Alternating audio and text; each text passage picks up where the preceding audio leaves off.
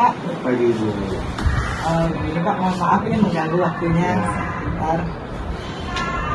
Mungkin begini Pak, terkait adapun maksud dan tujuan saya ke sini adalah ingin melakukan wawancara kepada Bapak sebagai kepala SMA Negeri 2 kan Bapak ya. Jadi biasanya ini kan kita sebagai pimpinan ya Pak ya, biasanya ada hal-hal yang mungkin dalam memutuskan itu ternyata terkait kasus-kasus ini ada yang menjadi dilema etika atau pendidikan moral ya Pak ya, dimana biasanya kan dilema etika itu ada keputusan itu sama-sama benar sehingga agak sulit untuk memutuskan. Nah, jadi di sini mungkin ada saya sedikit beberapa pertanyaan terkait kasus-kasus pengambilan keputusan pada kasus dilema etika.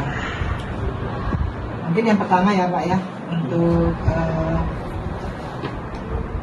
pada Bapak mungkin bagaimana Bapak melakukan identifikasi terhadap kasus-kasus yang terjadi di SMA Bapak, mungkin terkait kasus dilema etika.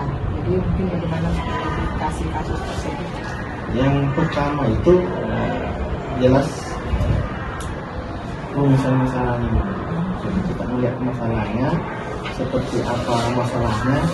Tapi kalau misalnya bisa diselesaikan secara internal, kita selesaikan. Tetapi kalau membutuhkan solusi dari teman-teman, ya kami rapatkan. Seperti itu kondisinya, karena di SMA 2 ini kan oleh kepala sekolah sebelumnya Pak Meri Padan itu sudah membentuk kami itu secara kekeluargaan. Jadi penyelesaian masalah di sini itu secara kekeluargaan. Biasanya kami selesaikan secara internal. Kemudian kalaupun misalnya agak besar masalahnya, diselesaikan dalam sebuah rapat atau pertemuan. Tetapi selama saya di sini belum kami dapatkan masalah. Ada rapat gitu ya Pak? Iya, tapi tidak keseluruhannya. Iya. Kalau hanya untuk menyelesaikan masalah itu aja yang kecil. Kalau yang besar, biasa kalau kami yang diajarkan oleh Pak Meri pada sebelumnya itu dituangkan dalam rapat. Apakah rapat evaluasi kinerja sekolah atau rapat kerja seperti itu. Kemudian yang kedua nih Pak. Ya. Kemudian ini bagaimana Bapak menjalankan pengambilan keputusan di sekolah, terutama untuk kasus-kasus di mana ada dua kepentingan yang sama-sama benar atau sama-sama mengambil kebaikan. Jadi ada dua kasus untuk bagaimana mengambil keputusannya di salah satu. Yang pertama, saya melihat yang mana yang lebih cenderung ke menentukan program sekolah, yang mendekati program sekolah. Itu yang pertama. Yang kedua, yang bisa teman-teman laksanakan di lapangan. Walaupun misalnya dua-dua ini bagus nih, manfaatnya sama besar, tetapi ada beberapa langkah teknis atau langkah di lapangan itu mungkin teman-teman sulit kerjakan yang ini. Yang satu ini lebih mudah dikerjakan, yang ini yang lebih mudah dikerjakan walaupun misalnya memiliki kemanfaatan yang sama. Lebih ke ini ya, mana lebih mudah dikerjakan. Iya, lebih mudah dikerjakan teman-teman, dan lebih senangnya teman-teman mengerjakan. Kemudian yang ketiga ini Pak, terkait dalam pengambilan keputusan ini biasanya kan ada langkah-langkah atau prosedurnya ya.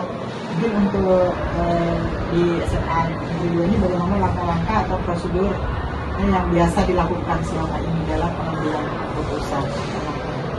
Yang pertama itu tadi tuh mengidentifikasi masalahnya, kemudian pertemuan dengan teman-teman untuk mencari solusinya, kemudian yang menindaklanjuti dari solusi tersebut. Kalaupun misalnya di lapangan sering kan kita kadang di rapat dengan di lapangan, kadang juga ada permasalahan di lapangan nih. Nah, ya saya kira di lapangan itu yang menjadi yang akan menjadi nanti di lapangan itu dengan teman-teman itu saya kan permasalahan ya seperti itu, jalankan aja, mengalir aja. Iya, karena kadang kita di rapat ada permasalahan, kita sudah tentukan solusinya A, B, C, D, tetapi ternyata di lapangan butuh solusi C, E lagi.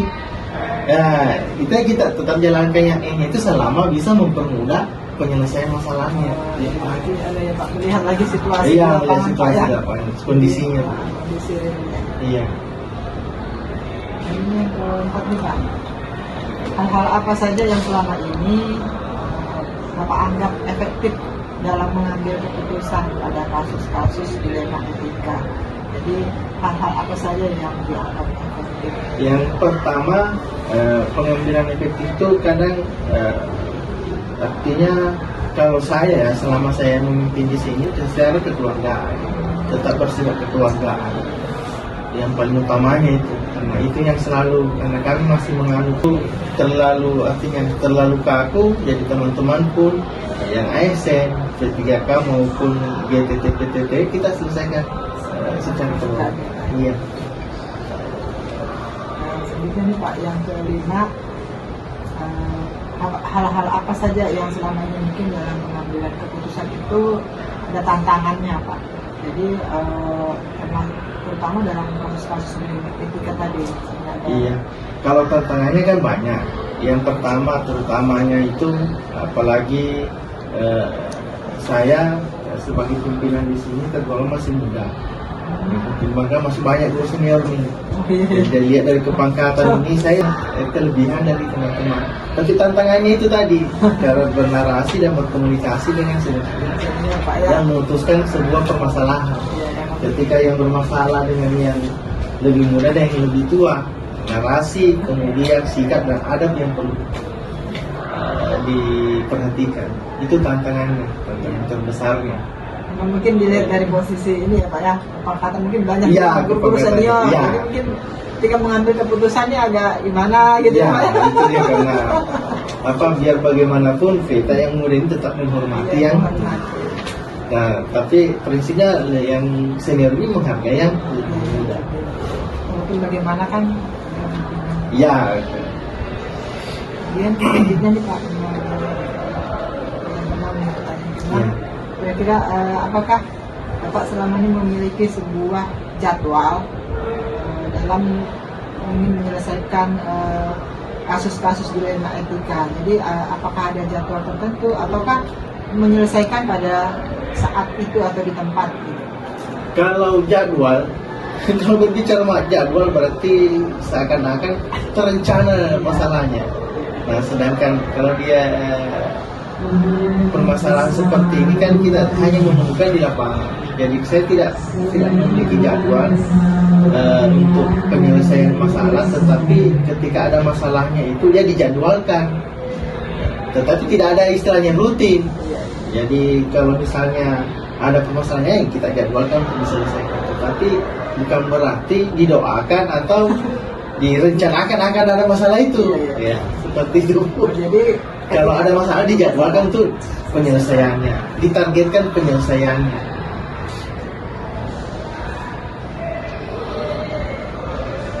Ini Pak, adakah seseorang atau faktor-faktor apa yang selama ini mempermudah atau membantu Bapak dalam mengambil keputusan dalam kasus-kasus dilematika? Iya. Seseorang apa gitu? Yang pertama adalah waktu kepala sekolah. Waktu kepala sekolah di sini, terutama kami juga beberapa kami anggap sudah orang tua, memberikan solusi-solusi. Tentu yang kalau sudah apalagi lebih senior itu lebih memberikan kebijakan yang artinya yang sesuai pengalamannya. Kemudian teman-teman juga kadang memberikan masukan seperti ini walaupun bukan bentuk intervensi, tetapi sekedar masukan. Tapi saya lebih banyak dibantu oleh wakil kepala sekolah. Iya, dalam menentukan keputusan dan kebijakan itu. Yang terakhir nih Pak, dari semua hal-hal yang mungkin yang sudah tersampaikan tadi Pak ya, pembelajaran apa yang mungkin Bapak bisa petik dari pengalaman Bapak selama ini mengambil keputusan? Yang pertama itu adalah pengambilan keputusannya secara kekeluargaan. Itu artinya sangat berharga buat saya, karena kami dalam komunitas di SMA Negeri 2 ini itu dirancang memang dalam bentuk keluarga. Jadi biar bagaimanapun konsepnya adalah kekeluargaan dalam mengambil keputusan.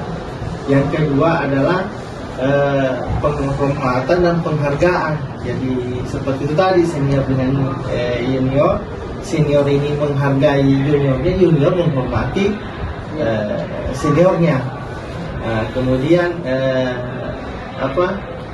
solusi, berbagai teman-teman ini sering memberikan solusi permasalahan. Jadi kami open, kalau ada masalah kadang saya tuangkan di teman-teman kayak waka saya punya masalah seperti ini, dan beliau yang kadang memberikan solusi, kadang juga yang menjalankan solusinya ke bagaimana, biar kami yang selesaikan Pak, menyelesaikan solusinya seperti ini.